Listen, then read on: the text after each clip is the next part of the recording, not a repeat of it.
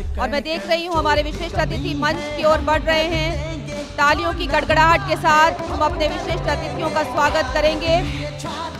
हमारे बीच मौलाना सैयद कल्बे रुशैद रिजवी साहब, जाने माने इस्लामिक स्कॉलर, समाज सुधारक। हमारे साथ professor P Shukla ji, vice chancellor, north eastern hill university Shillong, मंच पर पधार रहे हैं। हम जोरदार तालियों के साथ स्वागत करेंगे श्री हरिभाऊ बागड़े, महाराष्ट्र विधानसभा के माननीय अध्यक्ष महोदय। चला कारवां अब न रुकेगा, चला है तूफान अब न थमेगा। और भारतीय छात्र संसद की परंपरा के अनुसार अपने विशिष्ट अतिथियों का स्वागत, अभिनंदन। सबसे पहले मैं अनुरोध करूंगी मायर्स MIT के संस्थापक डॉक्टर विश्वनाथ जी कराड़ जी से कि हमारे आज के सत्र के अध्यक्ष और महाराष्ट्र विधानसभा के अध्यक्ष महोदय श्री हरिभाऊ बागड़े जी का यहाँ भारतीय छात्र संसद के मंच पर अभिनंदन करें। हमारी भारतीय छात्र संसद की खुशकिस्मती है कि हमारे साथ विधानसभा, अलग अलग राज्यों की विधानसभाओं के अध्यक्ष महोदय यहाँ पहुँचते हैं और अपने विचारों से हमें अवगत कराते हैं। तालियों की गड़गड़ाहट के साथ हरिभाऊ बागड़े जी। हम स्वागत अभिनंदन करेंगे श्री प्रकाश अंबेडकर जी, प्रेसिडेंट भारिपा बहुजन महासंघ, लेखक और सामाजिक कार्यकर्ता श्री प्रकाश अंबेडकर जी।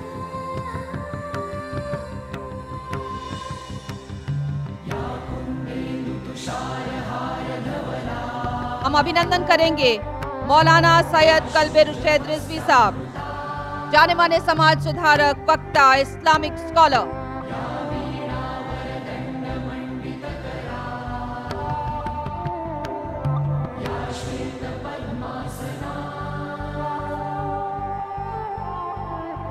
हम अभिनंदन करेंगे professor P Shukla, vice chancellor, north eastern hill university Shillong.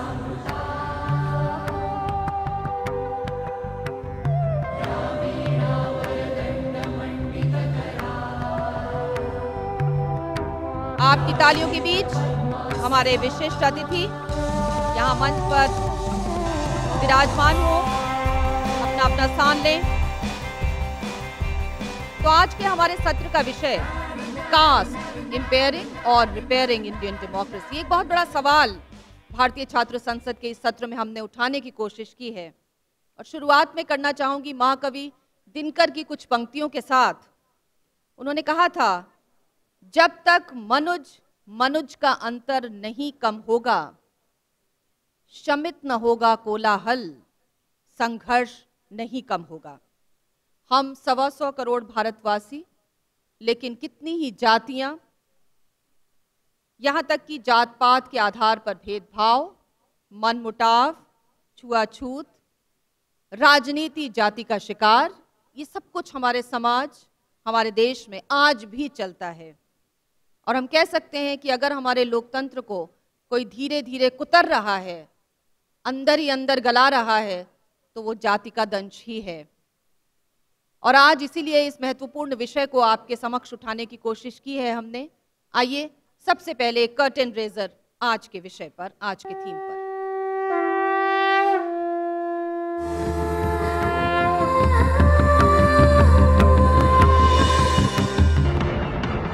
उन्नीस 1990 में मंडल आयोग की सिफारिशों पर अमल के बाद हुई सियासी गोलबंदी में जाति पहले से भी ज्यादा अहम हो गई, जबकि सच्चाई यह है कि हर जाति की अलग अलग जनसंख्या क्या है, इसके वास्तविक आंकड़े उपलब्ध नहीं हैं। इसको मिटाने की क्या जरूरत है mister Deepak Kumar?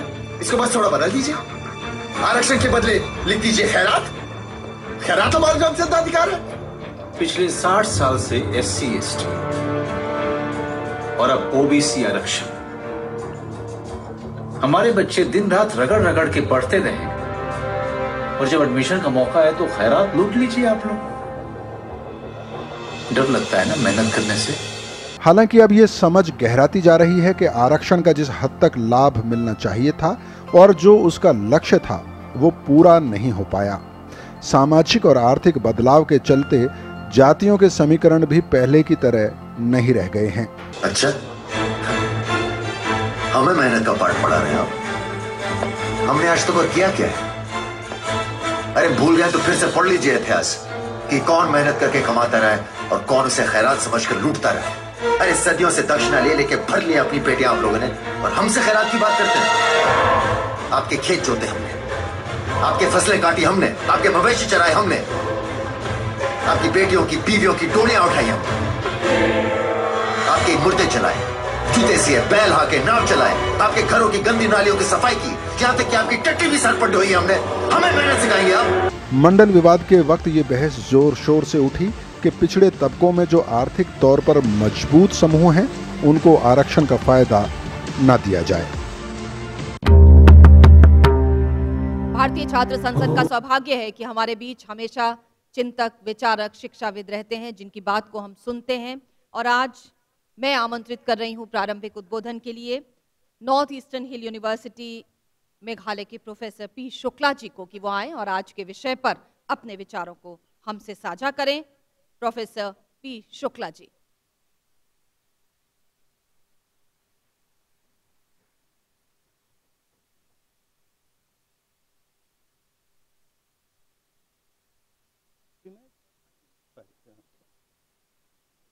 Honorable Chairman, Shri Bagde ji, other dignitaries on the dais and off the dais, and the vast number of young friends attending this 5th conclave of the Indian Student Parliament, greetings to you all. I'm greatly honored by the invitation to be present here and to share a few thoughts with you on the theme of this session, that is caste. Is it impairing Indian democracy or repairing it? It's a challenging question, but a question that is so intertwined with the practice of democracy in our country that we can ill afford to shy away from it. Democracy presupposes that all citizens are equal and there is no class distinction in the population. Casteism and democracy are incompatible at first sight. Therefore, it appears reasonable to think that the caste system can do no good to our democracy. It can only impair it. While this may very well be true, but a deeper reflection reveals that the issue is certainly much more complex. Our caste system is a baggage from the past, but democracy is our choice and aspiration of recent times. The good news is that in spite of all odds, in spite of numerous castes in our country, society, democracy has flourished in India, stabilized the country, and strengthened it. It has given the common man a voice in how the country is governed. This has also raised expectations from the government and heightened the sense of disparity and injustice in the country. The successful kickoff of democracy in our country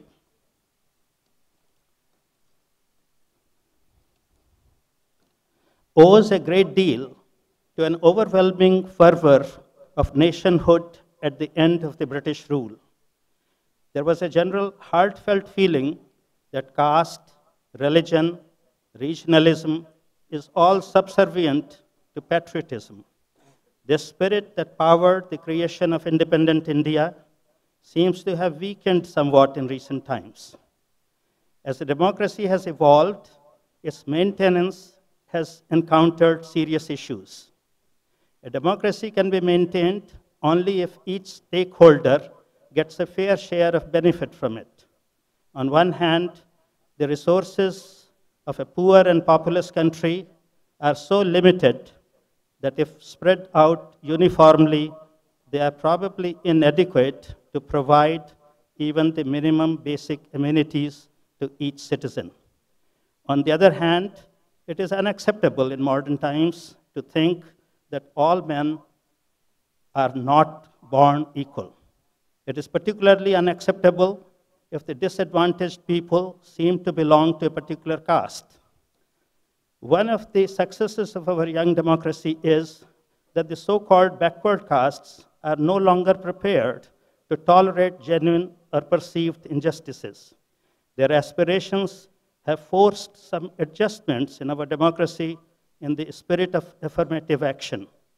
The thought has shifted from assuming that all men are born equal to ensuring that players with an inherent disadvantage should be given a level playing field so that a fair game can be played. Many of these adjustments, concessions, special provisions are driven by caste-based vote bank politics. To the extent they promote the trust of the backward castes in the democratic process in the country, one may say that caste is repairing the Indian democracy. But in the lectures to follow in this session, we hope to learn much more of the complexity of the issues involved here. With these few words, I would like to conclude my opening remarks. I thank you for your attention and wish you success in implementing your thoughts for the good of the people. Thank you.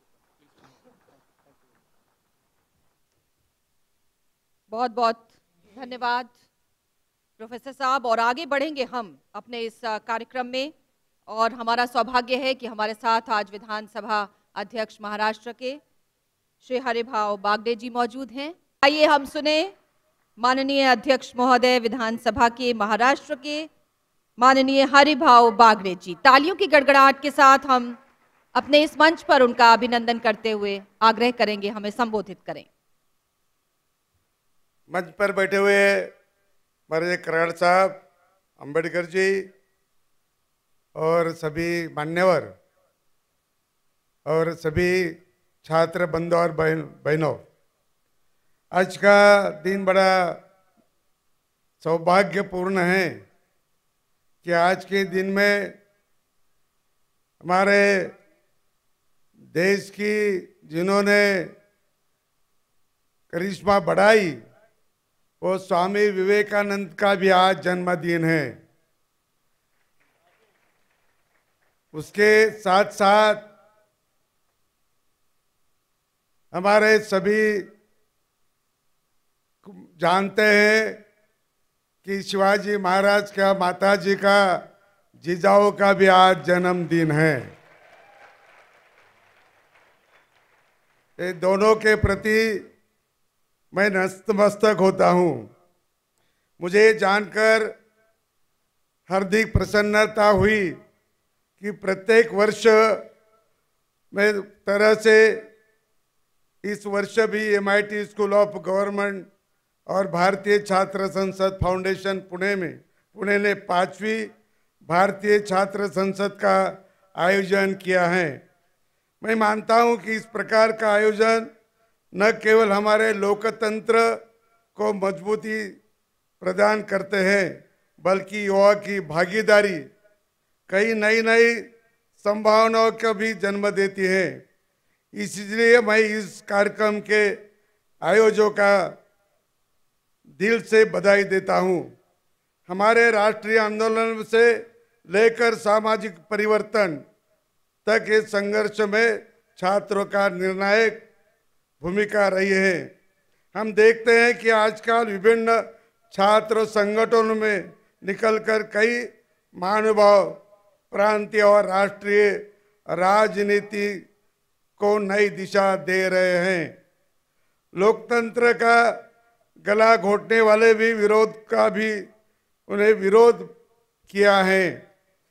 अब आज जब देश का केवल राजनीतिक एवं आर्थिक और सामाजिक क्षेत्रों में परिवर्तन की कोशिश के दौर से गुजर रहा है, मेरी कामना होगी कि युवा और परिपक्व छात्रों के हाथों में इसके नेतृत्व की कमान हो।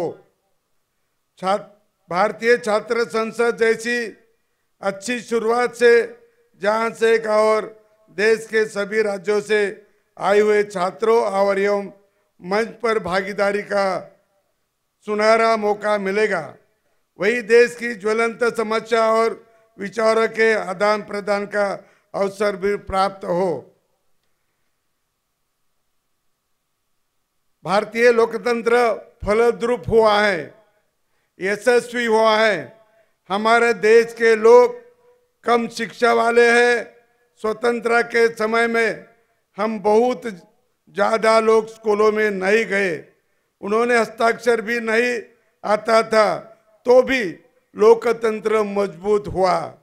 इसका कारण हमारे देश की संस्कृति और सहिष्णुता के वाले लोग इस देश में हर दूसरों का आदर करते हैं। भारतीय लोकतंत्र की मजबूती में समाज का हर वर्ग का योगदान रहा है। हमारी गणना दुनिया के सबसे बड़े और सबसे सफल लोकतंत्रों में होती है। आपका आयोजन नई पीढ़ी को लोकतांत्रिक मूल्यों और परंपराओं से जोड़ने की दृष्टि से काफी महत्वपूर्ण है। मुझे आशा है कि आप में से कई युवा आने वाले समय में राजनीतिक मुख्यधारा से जुड़कर विधानसभा में युवा सदस्यों की संख्या में बढ़ोतरी करेंगे। मैं 5वीं भारतीय छात्र संसद के सफल आयोजन की कामना करते हुए MIT SOG और भारतीय छात्र संसद फाउंडेशन को इस आयोजन के लिए बधाई देता हूं। साथ ही इस आयोजन के अध्यक्ष और सभी पदाधिकारियों ने देश भर से आने वाले हजारों छात्र प्रतिनिधियों को हार्दिक शुभकामनाएं प्रेषित करता हूं। ये सही है कि भारतीय राजनीति में जाति का महत्व हमेशा से रहा है। जो जाति नहीं वो कभी छूटती नहीं, जाति नहीं उसी का नाम जात कहते हैं। आज भारतीय राजनीति लोकतंत्र जिस मुकाम पर है उससे जाति विशेष की संख्या देखते हुए उम्मीदवार तय होते हैं। और आप देखते होंगे कि इसीलिए भी जाति से ज़्यादा बढ़ावा मिला है, जाति का ज़्यादा सोच हुई है। ये भी एक चुनाव का कारण हो सकता है, जिसमें कारण राजनीति में कई बार योग्यता पर जाति हावी हो जाती है, जबकि होना यह चाहिए कि एक स्वस्थ लोकतांत्रिक व्यवस्था की योग्यता व समर्पण का प्राथमिकता मिलनी चाहिए। जाति व्यवस्था भारतीय जीवन की शैली एक अभिन्न अंग बनी है, मगर हमारा उद्देश्य ये होना चाहिए कि समाज के सभी तबकों को बराबर का प्रतिनिधित्व मिले। भारतीय संविधान में आरक्षण या प्रावधान सामाजिक और शैक्षणिक दृष्टि से कमजोर और वंचित तबकों से सशक्ति के उद्देश्य से किया गया है, ताकि ये समाज की मुख्यधारा में अपना स्थान बना सके। आज का युवा पुरानी पीढ़ी की सोच से काफी आगे निकल गया है। उसे पुराने और रूढ़िवादी विचारधाराओं के ज़्यादा पसंद नहीं है। ये एक सकारात्मक परिवर्तन है। भारतीय लोकतंत्र में दृढ़ता से समाज के हर वर्ग का योगदान रहा है। युवा में कष्ट करने की तैयारी हो, शिक्षा के साथ साथ शरीर के मजबूती का ध्यान रखे, बौद्धिक क्षमता बढ़ाए, देश के प्रति समर्पित भावना रखे, यही मेरी आपसे प्रार्थना है। संयोजकों ने मुझे यहाँ बुलाया, उसका आभार व्यक्त करता हूँ और बहुत बहुत धन्यवाद। बहुत बहुत धन्यवाद माननीय हरिभाव बागड़े जी, बहुत बहुत धन्यवाद आपका। और भारतीय छात्र संसद के इस सत्र में अब समय हो गया है हम आदर्श युवा विधायक पुरस्कार की घोषणा करें। और हमारे बीच जो हमारे आदर्श युवा विधायक पुरस्कार से सम्मानित होंगे जो आज, मैं उन्हें बुलाना चाहूंगी मंच पर। ईस्ट चंपारण बिहार से विधायक श्री पवन कुमार जायसवाल। तालियों के बीच युवा विधायक का यहाँ स्वागत, अभिनंदन। भारतीय छात्र संसद के मंच की जो परिकल्पना है, युवा राजनीतिज्ञों को प्रेरणा देना, प्रोत्साहन देना, उन्हें आगे बढ़ाना, और आज ऐसे ही युवा श्री पवन कुमार जायसवाल, ईस्ट चंपारण बिहार से विधायक, एक जुझारू नेता जो कि निरंतर जमीन की राजनीति करते रहे हैं, सड़क निर्माण, स्वास्थ्य, कृषि, शिक्षा और खेलकूद के विकास में लगे रहे हैं। आज महाराष्ट्र विधानसभा अध्यक्ष माननीय हरिभाऊ बागड़े के हाथों आदर्श युवा विधायक पुरस्कार से सम्मानित हो रहे हैं, और मैं उनसे निवेदन करूंगी कि 2 शब्द हमारे युवाओं के लिए। आज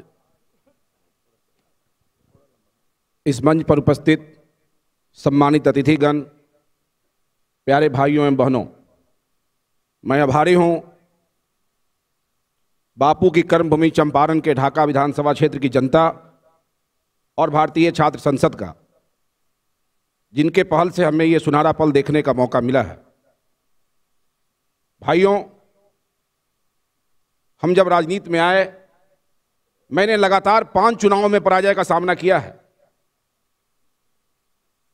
हमने कभी हिम्मत हारा नहीं। हमने ये सीखा है कि अगर आप खुशी के लिए काम करेंगे तो आपको केवल खुशी मिलेगी, लेकिन खुश होकर काम करेंगे तो आपको खुशी और सफलता दोनों मिलेगी। भाइयों, हम आभारी हैं विश्वनाथ करात साहब का, राहुल करात साहब का और आयोजन समिति का कि आपने हमें मंच दिया।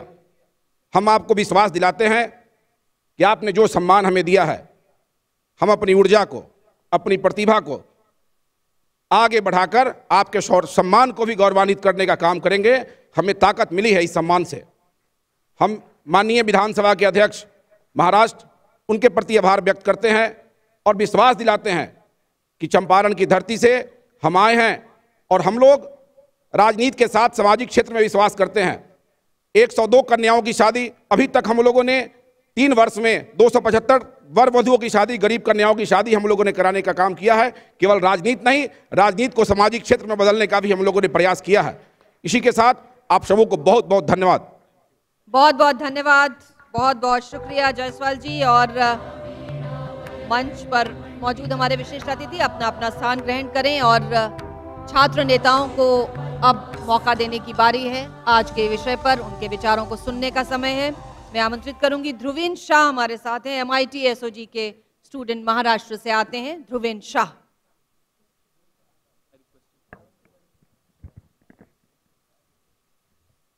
इज्जतों की दुनिया के चांद सितारे जो आज इस मंच पर मौजूद है, उन सभी का मैं आदर और प्रणाम करता हूं। अगर मुझसे कोई पूछे कि मेरा धर्म क्या है, मेरी जात क्या है, तो मैं ये कहूंगा कि मैं एक जैन धर्म का क्षत्रिय हूं।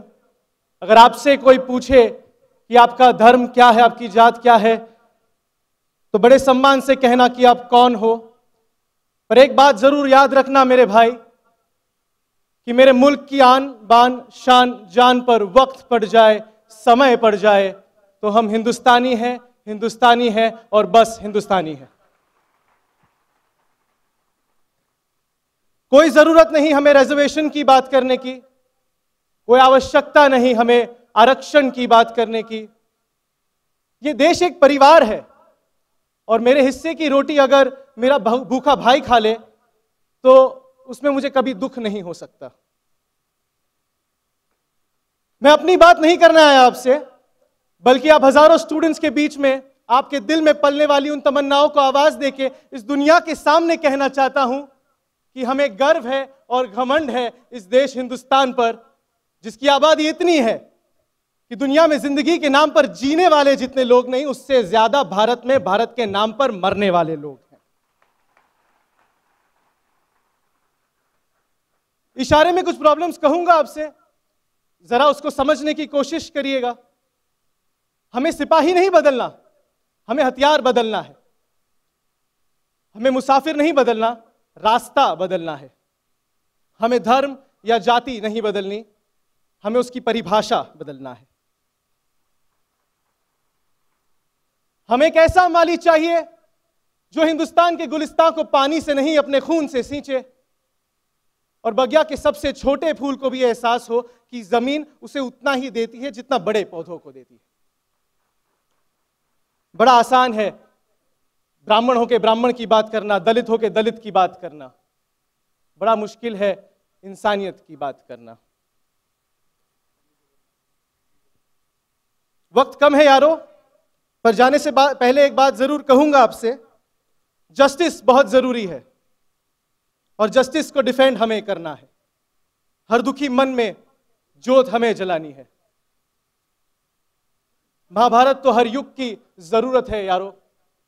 बन के अर्जुन मानवता की जंग हमें लड़ना है। Thank you very much. भारतीय छात्र सांसद का और MIT SOG का मैं बहुत आभार व्यक्त करता हूं कि उन्होंने मुझे ये मौका दिया कि मैं आपके सामने आके अपनी बात कह सकूं। बहुत बहुत शुक्रिया। और ध्रुवीन शाह का यहाँ अभिनंदन करेंगे हम भारतीय छात्र संसद के मंच से। भारतीय छात्र संसद के संयोजक श्री राहुल कराड़ जी के हाथों और आपकी तालियों के साथ इस युवा नेता का स्वागत। आओ अब कुछ बात करेंगे। और अगला नाम विशाल पठानिया जम्मू से आज के विषय पर अपने विचार रखने के लिए आमंत्रित कर रही हूं। हम कोई पत्ते नहीं जो गिर जाएंगे शाखों से, कि हम कोई पत्ते नहीं जो गिर जाएंगे शाखों से। आंधियों से कह दो जरा औकात में रहें। लोग कहते हैं बदलता है जमाना सबको, लोग कहते हैं बदलता है जमाना सबको। कुछ जवान लोग जमाने को बदल देते हैं। और आज जहां तक मेरी नजर जा रही है, मैं ऐसे ही युवाओं को देख सकता हूं। A very good afternoon to all the dignitaries and the bright future of my country sitting in front of me. Caste. It has always been the central for Indian politics. Even during the colonial period, when the time was of colonies, my dear friends, the caste, on the basis of caste, there was distribution of powers and material resources. But after the independence, the Indian National Congress decided to go away with the caste system. When the constitution was being constructed, when the constitution was being framed, the electorates, the separate electorates were abolished, and our constitution was totally based on equality, justice, and secularism. My dear friends, however, the Constitution of India provided some reservations and safeguards to some castes and classes, but those were for a limited time period. पर मैं बचाता रहा दीमक से घर अपना, मैं बचाता रहा दीमक से घर अपना, पर चंद कुर्सी के कीड़े सारा देश खा गए. My dear friends, it was because of this castes were made for repairing the democracy, but some of the mean and dirty politicians have used it for their own benefits. They are taking advantage of this caste just for gaining their vote bank, and that is impairing this democracy rather than repairing this. My dear friends, I would like to tell you all, this time is for a change. I want you all to take a pledge today that from today we will not ask anyone about his caste. We will not disclose our caste from today. Let us take a pledge from here. तो आइए मिलके चलते हैं एक साथ. नहीं बताते हैं उस छोटे से बच्चे को कि आज हमने जात पात के नाम पे अपने भारत को टुकड़ों में बांट लिया है, कि आज हमने ये हिंदू है, ये मुसलमान है, ये महाजन है, ये राजपूत है, ये ब्राह्मण है. नहीं बताते हैं उस छोटे से बच्चे को, और मिलके चलते हैं और ले चलते हैं भारत को शिखर पर. उसके लिए हमें खुद को बदलना होगा कि गंगा की कसम, यमुना की कसम, ये ताना बाना बदलेगा. तू खुद तो बदल, तू खुद को बदल, ये सारा जमाना बदलेगा. रावी की रवानी बदलेगी, सतलुज का मुहाना बदलेगा. अगर शोक में तेरे जोश रहा तो तस्वीर का ताना बाना बदलेगा, तस्वीर का ताना बाना बदलेगा. बहुत बहुत शुक्रिया, बहुत बहुत शुक्रिया विशाल पठानिया. आपका अभिनंदन हमारे इस मंच से. तब जाकर कुछ बात बनेगी, जनहित की शुरुआत बनेगी. आपकी तालियों के बीच धन्यवाद। और हमारे अगले वक्ता हर्षल कैरे पुणे से आते हैं। हर्षल अपनी बात कहेंगे आज के इस विषय पर।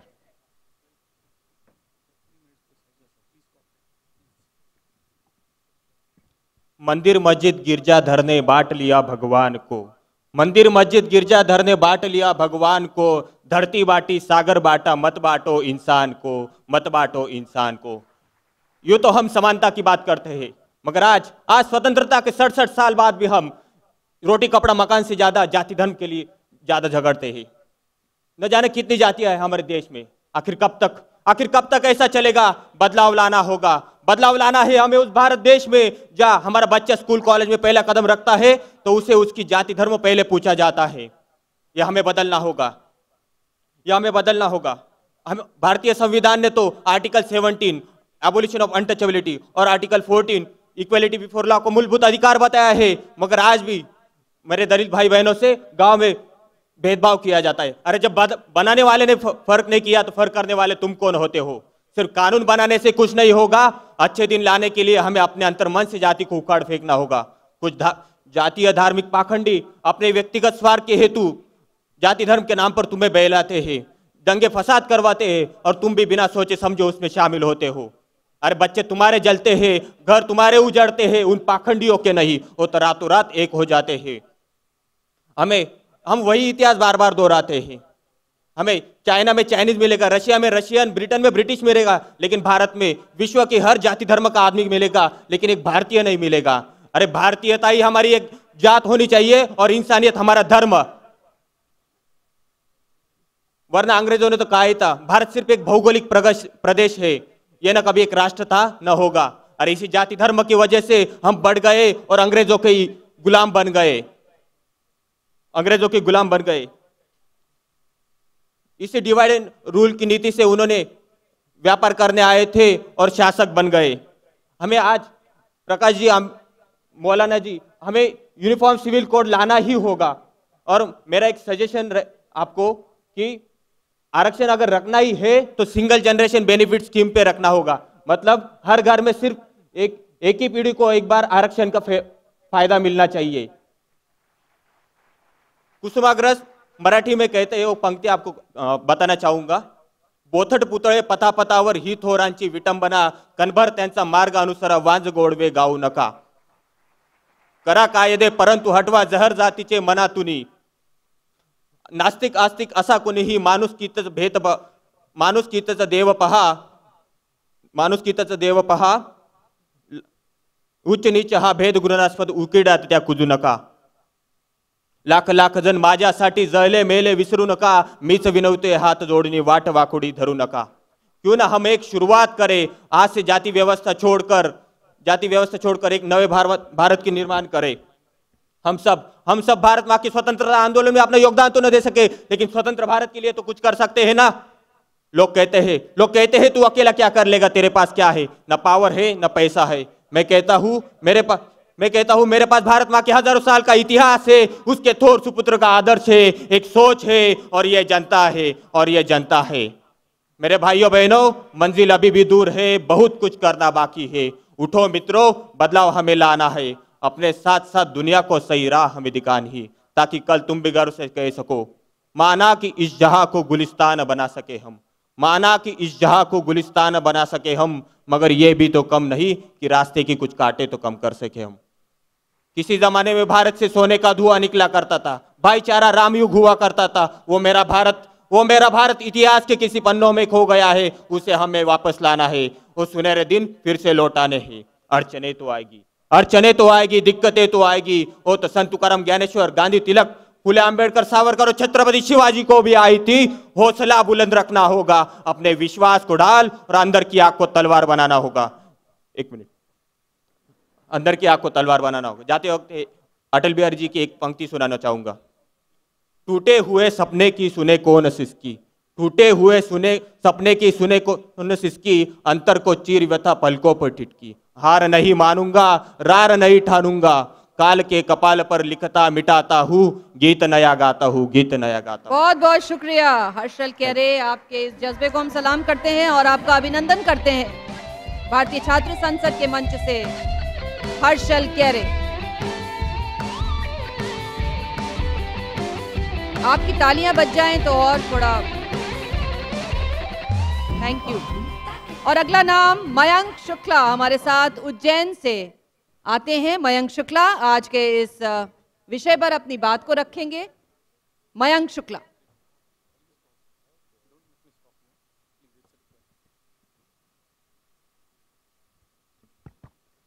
समस्त आदरणीय और युवा साथियों, सादर नमन। 67 बरस गुजर गए, स्वाधीनता मिले, 65 वर्ष पूरे होने को है संविधान लागू किए हुए। संविधान जिसमें निर्देशित है धर्म निरपेक्षता, समानता, अनवरत विकास हो गए, अगणित आविष्कार हो गए, लेकिन आज भी सवालों से घिरा बेहद गंभीर और बेहद संवेदनशील विषय जाति, वर्ण, कास्ट। इज इट रिपेयरिंग और इंपेयरिंग इंडियन डेमोक्रेसी? जाति भारतीय लोकतंत्र की रक्षक है या भक्षक?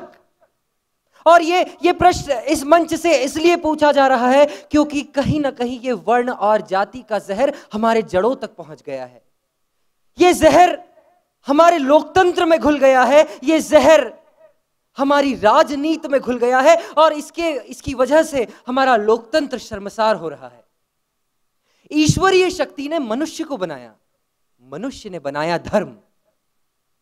ईश्वरीय शक्ति ने निर्देशित किया कर्म प्रधान बनो, लेकिन कर्मों के आधार पर वर्ण बनाए इंसान ने, और यही इंसान आज भूल गया है अपनी इंसानियत, भूल गया है वसुधैव कुटुंबकम की विचारधारा, भूल गया है अपने मौलिक कर्तव्य, भूल गया है कि कोई भी इंसान अपने कर्मों से महान बनता है, न कि अपनी जाति से।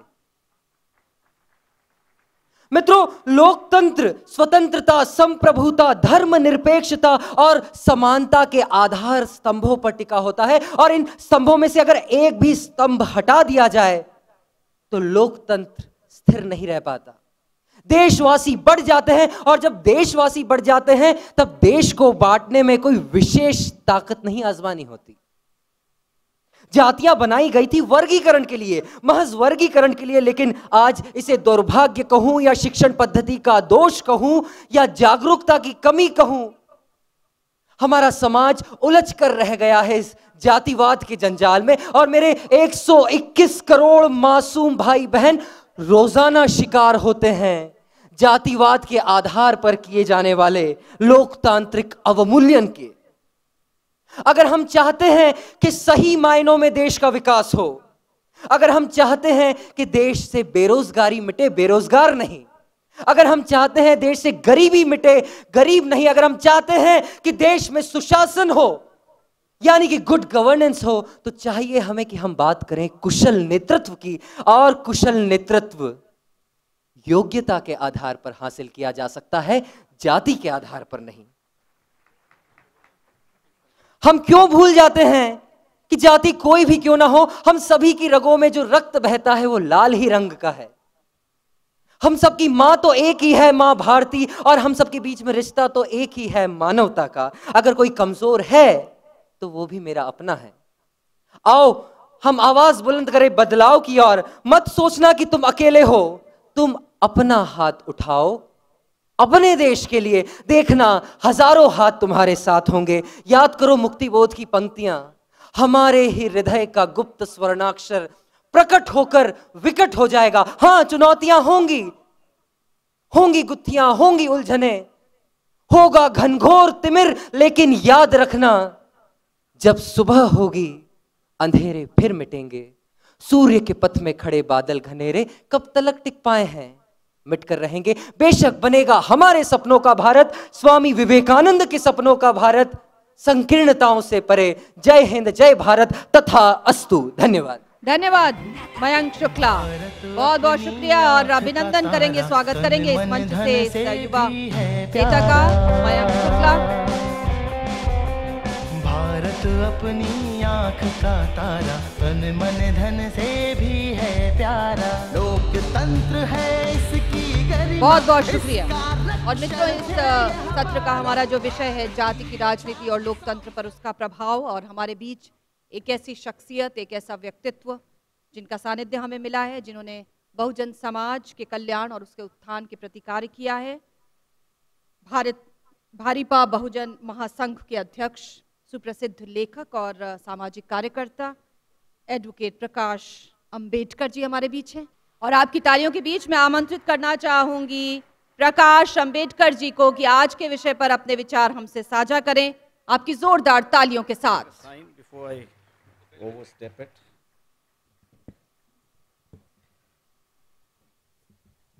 It's a great pleasure that Dr. Vishwanath Karad and his son Rahul have invited me to speak on a topic, I think so, which is getting more and more not only complicated, but it also, in near future, I see, affecting the polity of the nation. Along with me, there's another eminent speaker, Maulana Syed Kalbe. Haribhav Bagde has already spoken, dear friends and distinguished guests. Let me begin this topic because I have not prepared myself. That Dr. Ambedkar, in his late 30s, when there were different revolutions that were taking place, he addressed that you take revolution or you bring revolution in any direction that you like. But he said that the monster of caste will cross your path.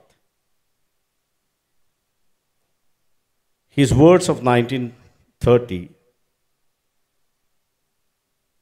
are relevant even in 2015. And why this is? We must first understand what is caste.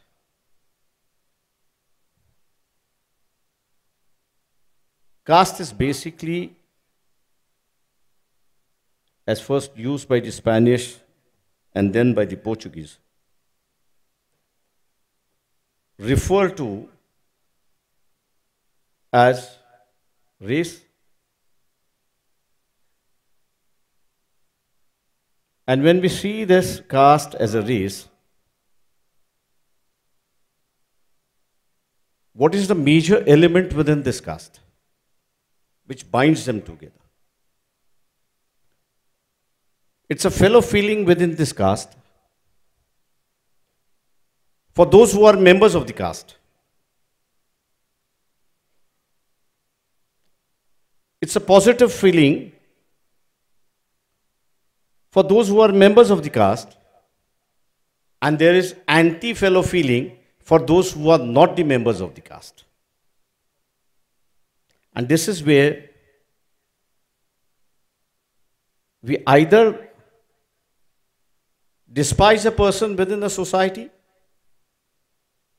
or if he is a member of my caste, I have a brotherly feeling for him.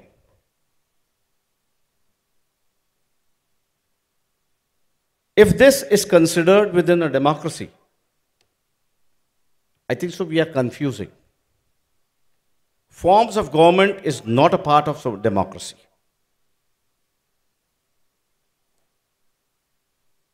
Therefore, democracy and forms of government are two different aspects. Then what is democracy? Democracy is the association within the society. And what is this association then depended upon? If you have to make the democracy vibrant, if you have to make democracy as a part of a life, it should not be linked with the political system or the forms of government that we have. Democracy has to be linked with the way of life that we live.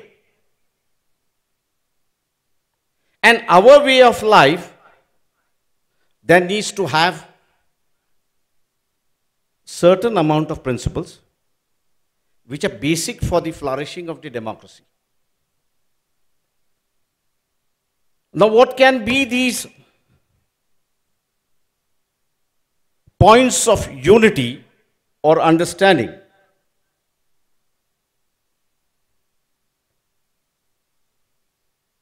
If I may say so, let us say what the caste stands for. The caste stands, I said, one is for the fellow feeling within his own caste. Second, it stands for endogamy.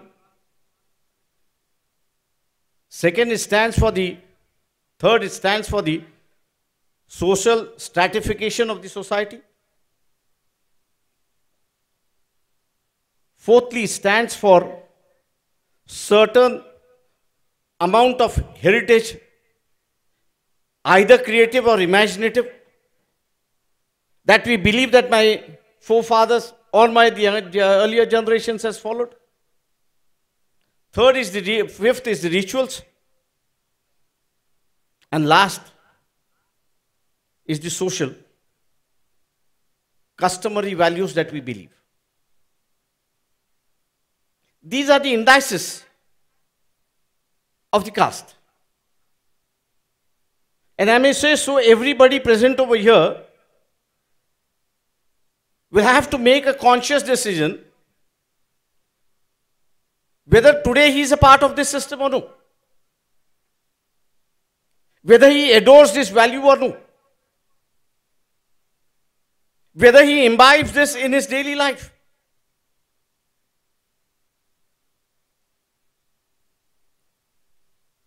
What has been referred to by the younger generation as to Indian nationality.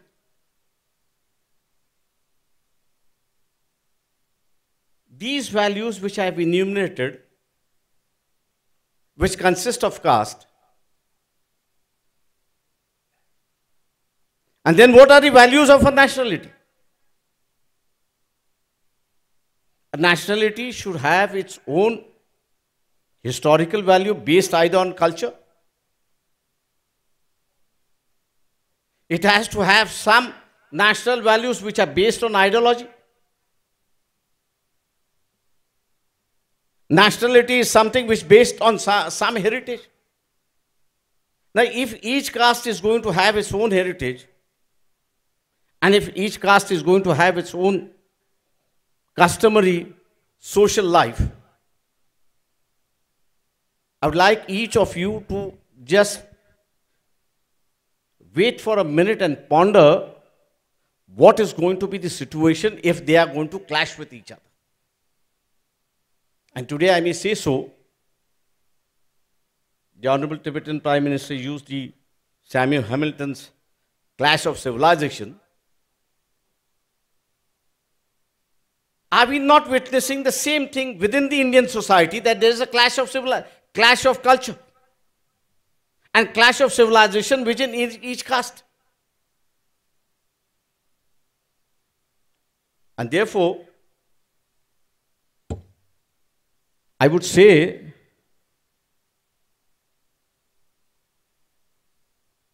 that caste is not repairing democracy. In fact, over the last 65 years of independence, I may say so, the administrative unity established by the Mughals and then by the Britishers is slowly being eroded.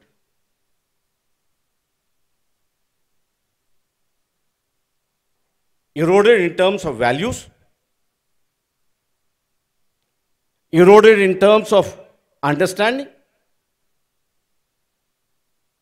and eroded in terms of accommodation of each other.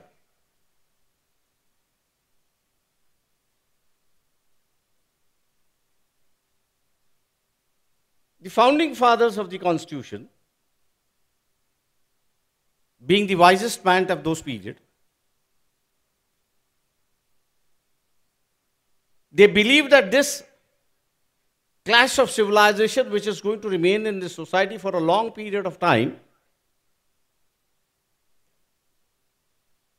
and those who are going to be discriminated,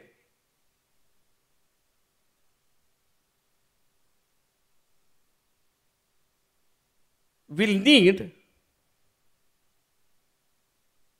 some assurances. And within every society, every nation,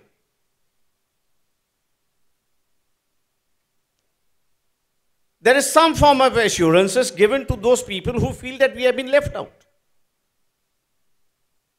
And those assurances are for a simple reason that he has a hope that there is a future for him.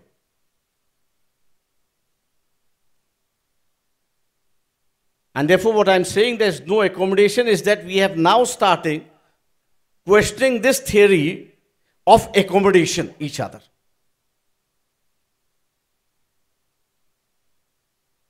If this cover of accommodation is evaporated or taken away, let me tell you the deterioration that has started in the society will gather space, and we would be heading for a chaos. No doubt today we have a political government, but what is that form of government? Is it not an accumulation of some caste and disregards for certain caste? Ponder over it, what I am saying. This is a reality. There is an accumulation of some caste who have formed into a government and whose agenda is exclusion of others. This process which has begun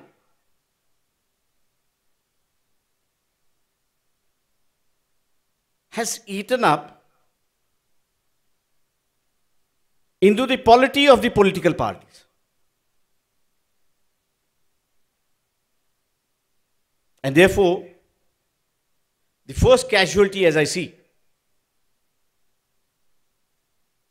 of not developing a democratic society based on certain values, the first casualty, as we see, is that regionalism has started projecting itself.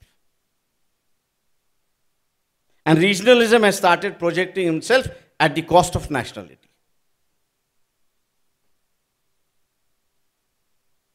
If this process is not arrested and allowed to proceed further,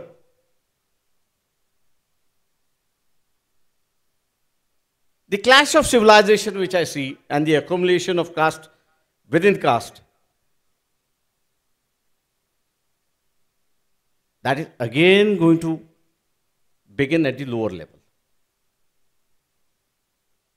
And once that process starts, whatever peace we see today is just going to vanish or evaporate, and we would be heading for a chaos. The second casualty, as if you see, and as this I have been asking the younger generation a lot, can you name, these are sciences, I may say so. These are beginnings. Do you have any person whom you can say that I believe him within a second?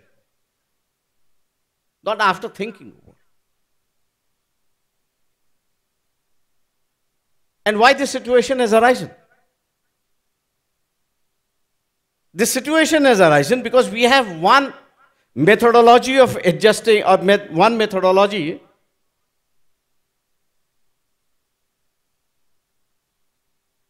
of examining our leaders. And what is that methodology? That methodology is based on our perception, which, as I've said, has a caste angle also.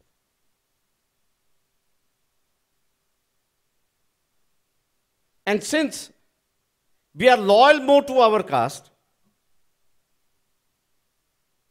if he fits into our theory, he is ours. If he doesn't fit into our theory, we are against him. And there, the national leadership is a casualty in this country. The sign of administrative unity which was there, which was built, as I've said, by the Mughals and the Britishers, one by one the casualty has started taking place. And this is because, as I've said,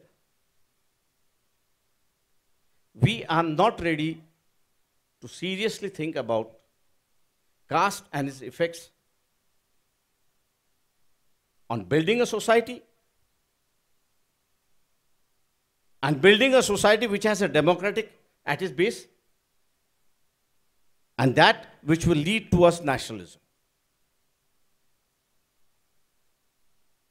We have concluded that the administrative unity of the Mughals and the Britisher is our nationality. That is not the case. We even today have a sub-nationalism very strong in this country. Caste is one, I said. Language is the other. Regionalism is the third. Unless and until we start addressing this issue as we start addressing the development issue,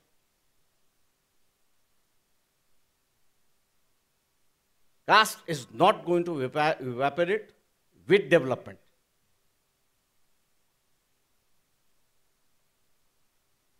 Caste, as I've said, is a psychological issue. It's a belief that I belong to so and so. That belief needs to be replaced.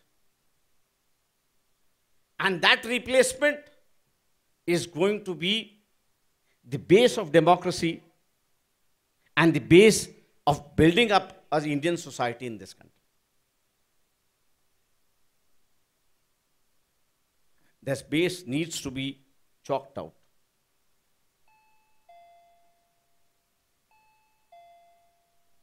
That base needs to be developed. And it is my hope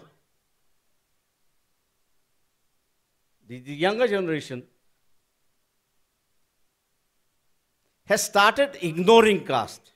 That's a good sign, I may say so. By ignoring caste, caste will not vanish. You will have to create an alternative. And that alternative should not be based on religion, should not be based on the old culture, but that basis has to be modern and in confirmation with the democratic values that we have accepted. With these words, I thank you. बहुत बहुत धन्यवाद प्रकाश अंबेडकर जी, आपके विचारों के लिए बहुत बहुत धन्यवाद।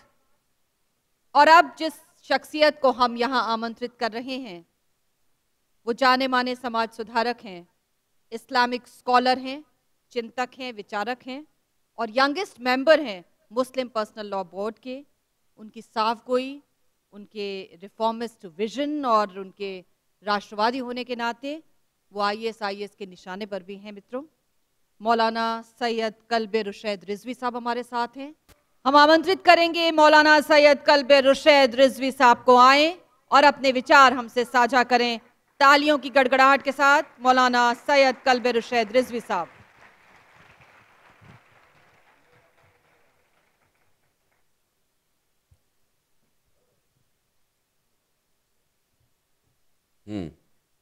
मैं सोच रहा था कि मैं कहाँ से शुरू करूँगा, चूँकि मेरा प्रोग्राम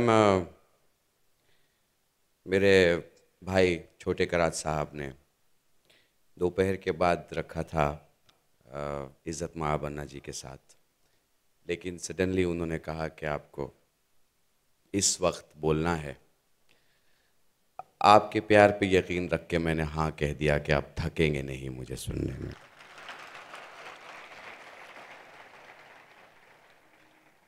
जनरली मेरी आदत नहीं होती कि जो मेहमान हैं उनका जिक्र करूं, मगर मैं बड़ा प्रभावित हुआ ऑनरेबल प्राइम मिनिस्टर तिब्बत, जिन्होंने अपनी बात में वो बात कही जिसे बात कहा जा सके।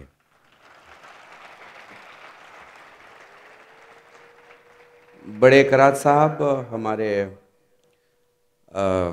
विधानसभा महाराष्ट्र के अध्यक्ष और हमारे प्रोफेसर साहब और प्रकाश भाई, हमारी मुलाकात रामलीला मैदान में हो चुकी है प्रकाश भाई से।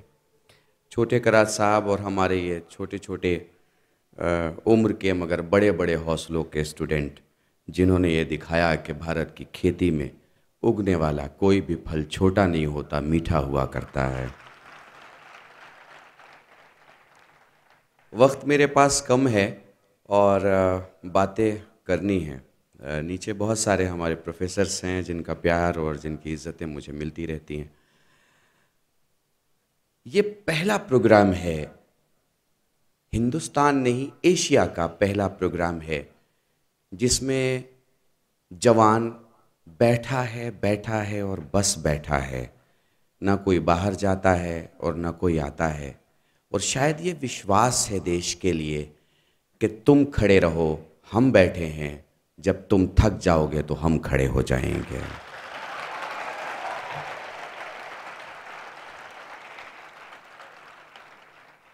राहुल भाई, आपकी इजाज़त से यहाँ से शुरू करता हूँ। तेरे चिराग अलग हों, मेरे चिराग अलग। माना तू ईसाई है, माना तू सिख है, माना तू हिंदू है, माना तू मुसलमान है, तेरे चिराग अलग हों, मेरे चिराग अलग, मगर उजाला तो फिर भी जुदा नहीं होता।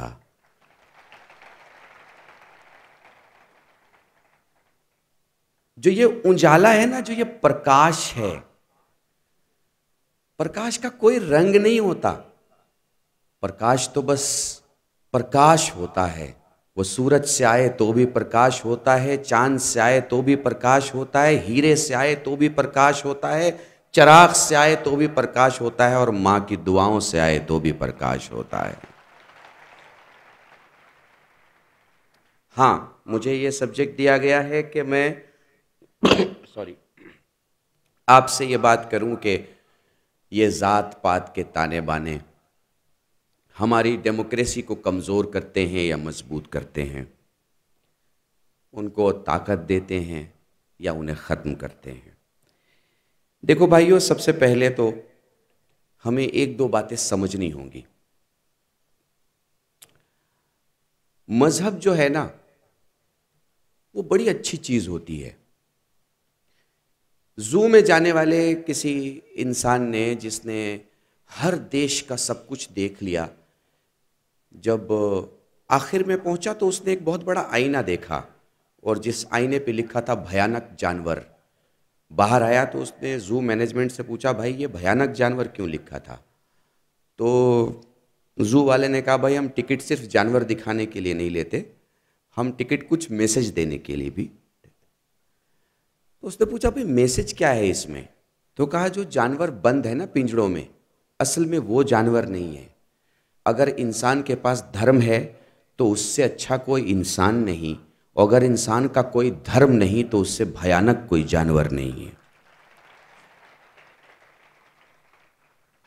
वैसे मेरे ख्याल से खा पी के आए होगे, तालियां ऐसी बजाया करो कि तालियां कहीं जाएं।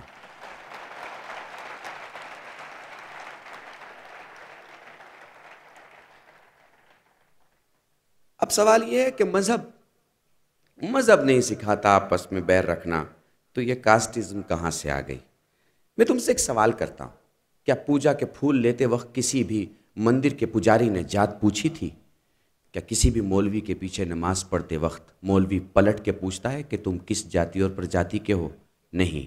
तो अगर सच्चा धर्म मानने वाला होगा तो वो जाति प्रजाति को नहीं देखेगा, वो नीयत को देखेगा, खुलूस को देखेगा और प्यार को देखेगा। हाँ, अब सवाल यह है कि ये जाति प्रजाति बन कैसे गई? तो इसे लोगों ने हवा दी अपने कामों, अपने कार्यों, अपने वोट बैंक के लिए। मैं बहुत छोटे छोटे लफ्ज़ों में और कम टाइम आपका लेते हुए आगे बढ़ता चला जाऊंगा ताकि बात आपको पूरी समझ में आ जाए। अब ये जात पात करती क्या है? मैं एक छोटा सा सवाल अपने जवानों से जो कल के हिंदुस्तान के हुक्मरान बनने वाले हैं, बल्कि हुक्मरान जुमला में हटा दूं, चूंकि अब तक भारत को हुक्मरान मिला है, खिदमतगार नहीं मिला। मेरी दुआ रहेगी कि आप जब भी भारत की खिदमत के लिए खड़े हो तो ऐसे खड़े हो कि तलवार निकालना है तो मैदान में कोई ना टिके, पार्लियामेंट में बोलो तो बात में कोई ना टिके, और वतन की मोहब्बत में आ जाओ तो सौगात में कोई ना टिके।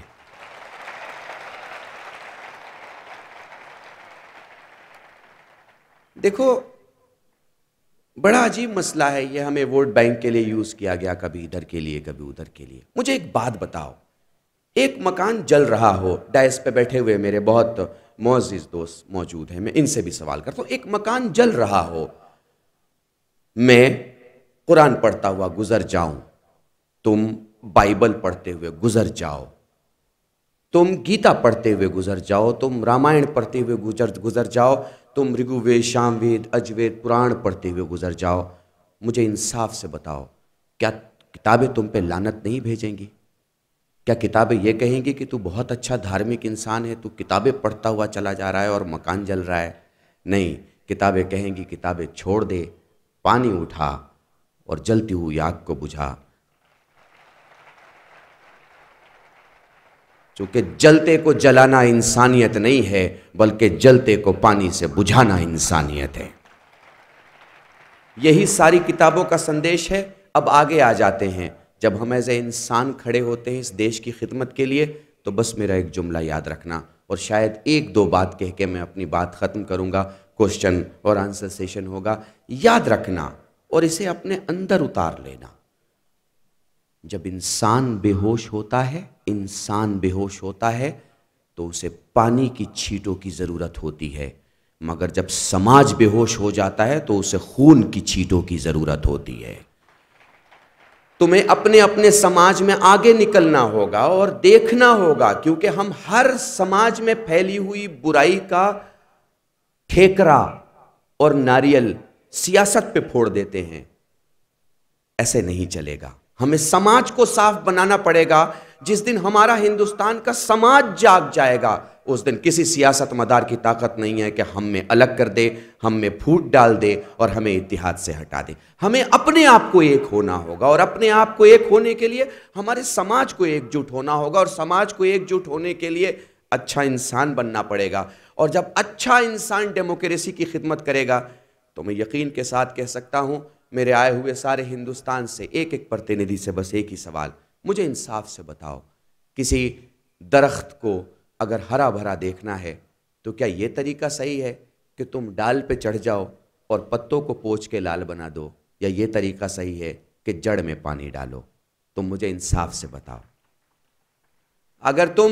अगर तुम डाल पे चढ़ के पत्तों को अपने पर्दे से, अपने रुमाल से, अपने कपड़े से पोंछना शुरू कर दोगे तो थोड़े देर की चमक तो दिखेगी, मगर उसमें वो चमक नहीं आ पाएगी जो चमक रात में भी रहती है और दिन में भी रहती है। अगर तुम्हें इस दरख्त को वाकई चमकदार और फलदार बनाना है तो इसकी जड़ में जाना होगा और वहां पानी डालना होगा। अगर तुम्हें देश की डेमोक्रेसी को मजबूत करना है तो जात पात की डाल से पोंछने से कुछ नहीं चलेगा। नीचे उतरो और उतरने के बाद जड़ में अपने आप को कुर्बान करके डाल दो। देखो, जाड़ जैसे कल भरा था वैसे आज भी हरा भरा रहेगा और कल भी हरा भरा रहेगा।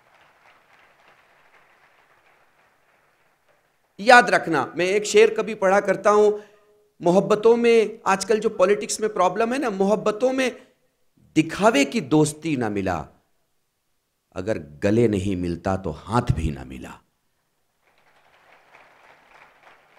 इतना यकीन रखो किसी से मिलने के लिए कि वो तुम्हारा हिंदुस्तानी भाई है, वो तुम्हारा इंडियन भाई है।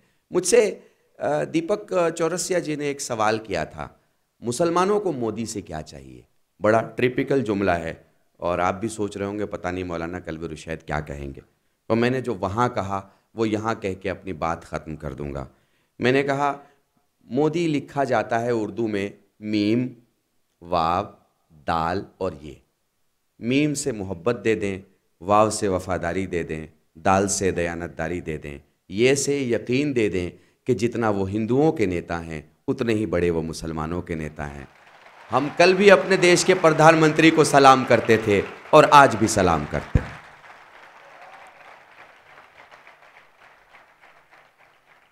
इन्हीं जुमलों के साथ मैं आप सबसे खुदा हाफ़िज़ी चाहूँगा, ये कहते हुए मेरी जान खतरे में ज़रूर है, ये कहते हुए मेरे दुश्मन बहुत ज़्यादा हैं, ये कहते हुए कि मुझे सुलाने के लिए लोग बहुत सारे अपनी अपनी जगह प्लान कर रहे हैं, पर इतना यकीन के साथ कहता हूँ, कब्र में भी मेरी धड़कन भारत के लिए धड़केगी, भारत के लिए धड़केगी, भारत के लिए।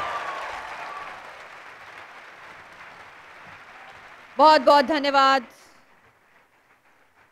मौलाना साहब, बहुत बहुत शुक्रिया। आप सभी से निवेदन, स्टैंडिंग ओवेशन।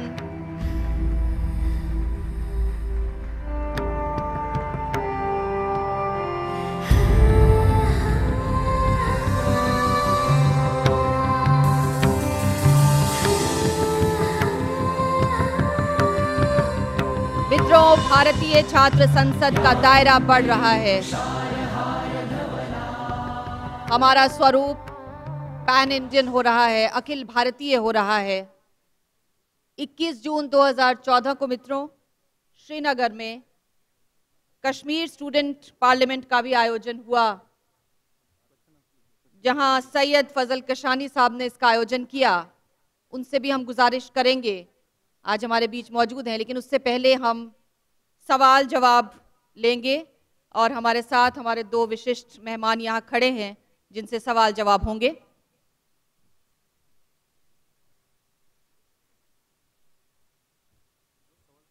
पोडियम नंबर 4 से राज एस मदनकरे जो कि नागपुर से आते हैं, अपना सवाल प्रकाश अंबेडकर जी से करेंगे। Podium number 4 right hand side पर राज एस मदनकरे। नमस्कार, राज मदनकर नागपुर से। मुझे पूछना है कि आरक्षण अपन बहुत करते हैं, आरक्षण से बहुत विकास होता है ऐसा नहीं लगता, लेकिन आरक्षण छोड़कर सब जाति को, सब धर्म को रक्षण कब मिलेगा? आरक्षण छोड़ के रक्षण की बात कब करेंगे हम सब लोग?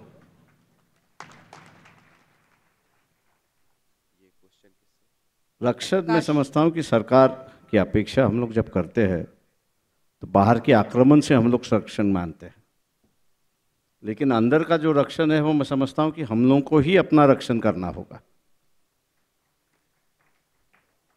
सोसाइटी जो है वो सरकार से अपेक्षा करती है कि वो कुछ करे।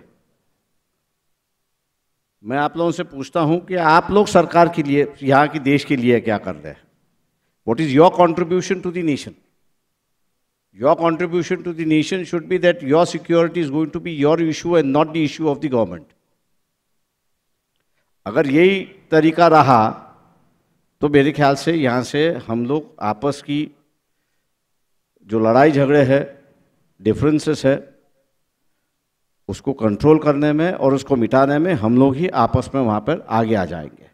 ये तो हर कई बात हम लोग सरकार के ऊपर छोड़ दे तो मैं समझता हूँ कि कोई भी एक व्यक्ति नहीं है कि इस देश की जितनी भी समस्या है उसकी समस्या को हल कर सके। और अगला सवाल लेंगे हम पोडियम नंबर 1 से। स्वरूपा रानी हमारे साथ हैं, हुबली कर्नाटक से आप आती हैं और मौलाना साहब से आप सवाल पूछेंगे। Podium number 1 left hand side.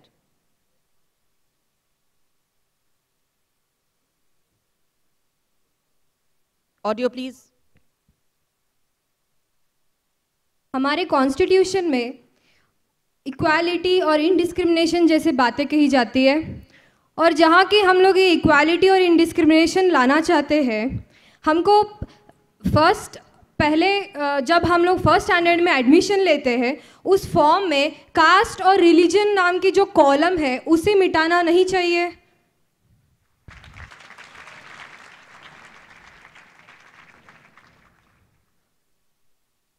देखो, तुम्हारा सवाल बहुत अच्छा है। मैंने इसी मंच से एक जवाब दिया था, शायद वो जवाब सूट भी कर रहा हो इस सवाल को, अगर तुम्हें संतुष्टि मिलती है।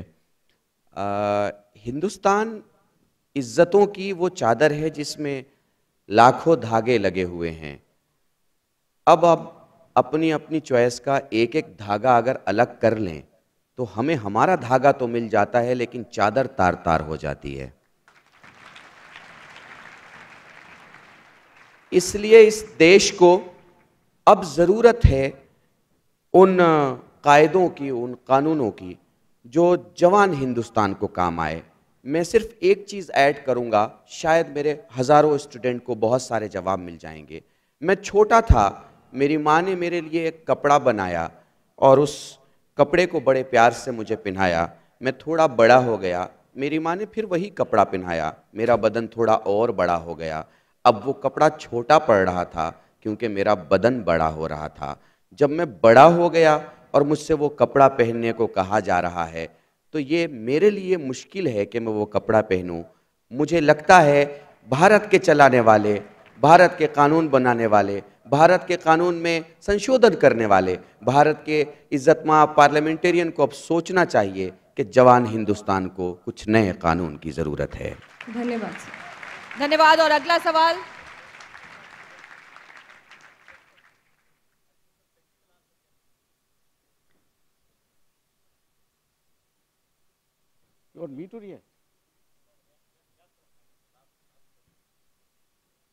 जो सवाल पूछा गया है, मैं समझता हूं कि यंगर जनरेशन की जो मांग है कि कास्ट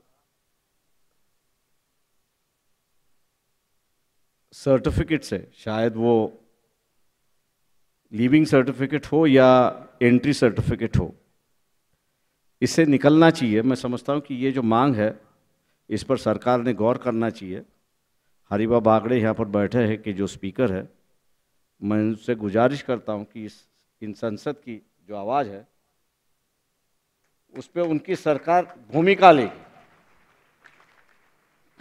क्योंकि ये पहली बार मैं समझता नहीं हूँ कि इस पर आवाज़ उठा है। इस पर आवाज़ उठा है कई बार, मैंने भी उठाया है, लेकिन कोई सरकार हिम्मत नहीं कर रही कि इसको हटा दे। तो इसलिए हरिबा बागड़े से हमारी विनती है, संसद के माध्यम से विनती है कि वो सरकार को ये कहे कि वो जात का जो कॉलम है उसको हटा दे, उसकी अब कोई ज़रूरत नहीं है। और अगला सवाल हम लेंगे podium number 1, left hand side, Vishwadeep माने। विश्वदीप माने शोलापुर से आते हैं। अपना सवाल प्रकाश अंबेडकर जी से करेंगे, पोडियम नंबर 1 से।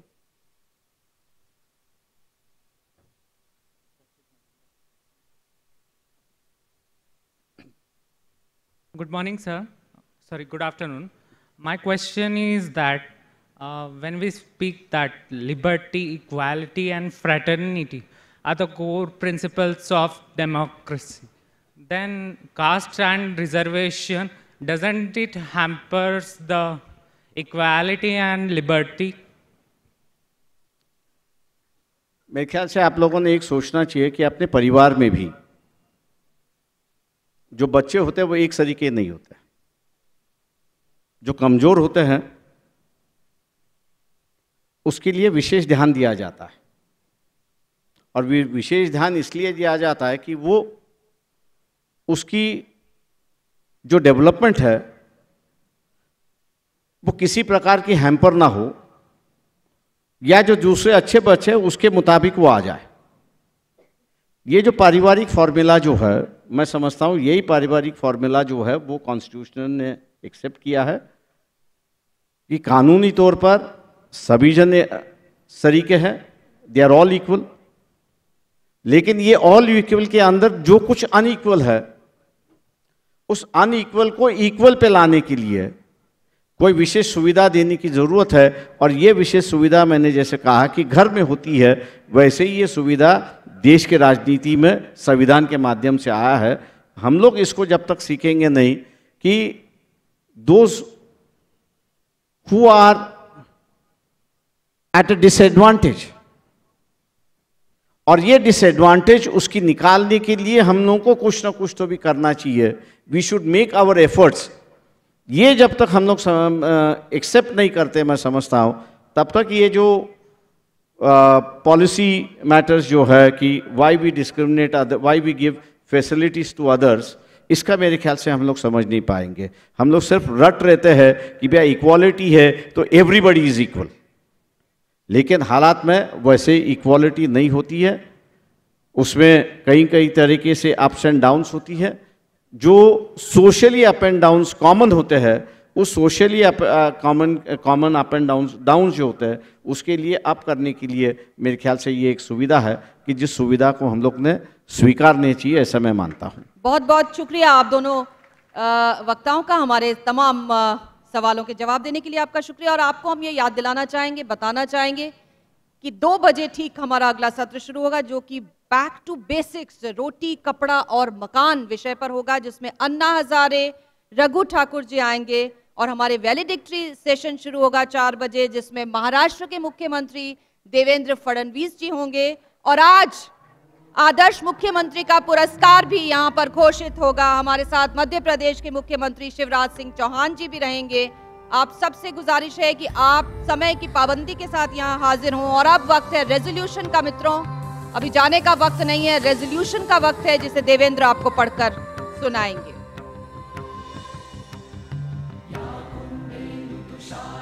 चलिए, आदेश प्राप्त हुआ है कि रेजोल्यूशन हम आने वाले सत्र में लेंगे। फिलहाल आप सभी का शुक्रिया। ठीक 2 बजे आप वापस पंडाल में पहुंचिए, क्योंकि एक सत्र और हमारा वैलिडिक्टरी सत्र आज के लिए, जिसमें हमारे विशिष्ट मेहमान शिरकत कर रहे हैं। मैंने आपसे बताया महाराष्ट्र के मुख्यमंत्री देवेंद्र सिंह फडणवीस और शिवराज सिंह चौहान मध्य प्रदेश के मुख्यमंत्री हमारे बीच पधारेंगे।